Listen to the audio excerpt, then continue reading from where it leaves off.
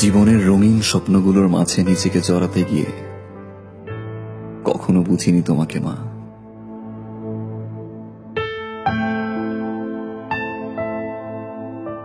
অসুস্থ শরীর নিয়ে নিজের কষ্টগুলোকে চাপা দিয়ে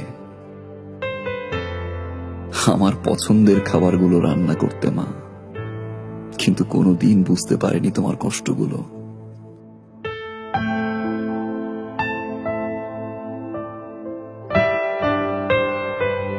আমি সরি মা।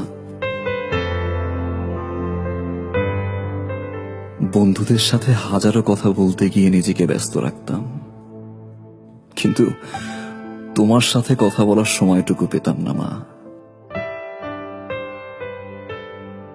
বিরক্ত হতাম তোমার ফোন পেলে।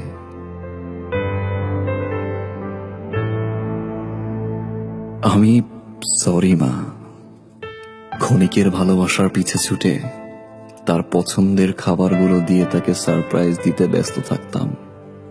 ভুলে যেতাম তুমি কি খাচ্ছ, কার সাথে খাচ্ছ, কিভাবে খাচ্ছ মা। আমি সরি মা। হাজারো মানুষের ভিড়ে নিজেকে জড়িয়ে রাখতাম। তুমি বাবা বাবা বলে বারবার ডাকতে মা। মানুষ হয়েও পশুর মতো আচরণ করতাম মা। তোমার যত্নগুলো অসহ্য লাগতো।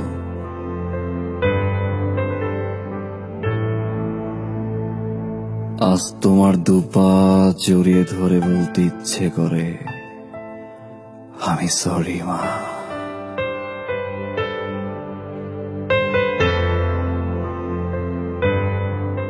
জানো মা, আজ 3 বেলা না খেয়ে থাকলেও কেউ ফোন করে বলে না যে বাবা বাসায় আয় খাবি। সকালবেলা ঘুম থেকে উঠলে মা কেউ আর বলে না যে বাবা তোর পছন্দের খিচুড়ি রান্না করেছি, আয় ওঠ তোর মায়ের সাথে খাবি। জানো মা, গত সপ্তাহে প্রচন্ড জ্বর ছিল।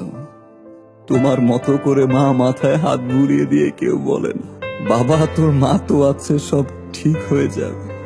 মা একবার চলে আসো।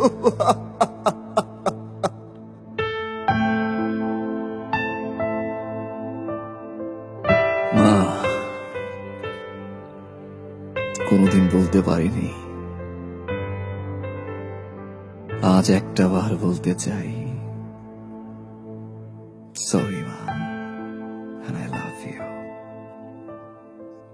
মাফ করে দিও মা।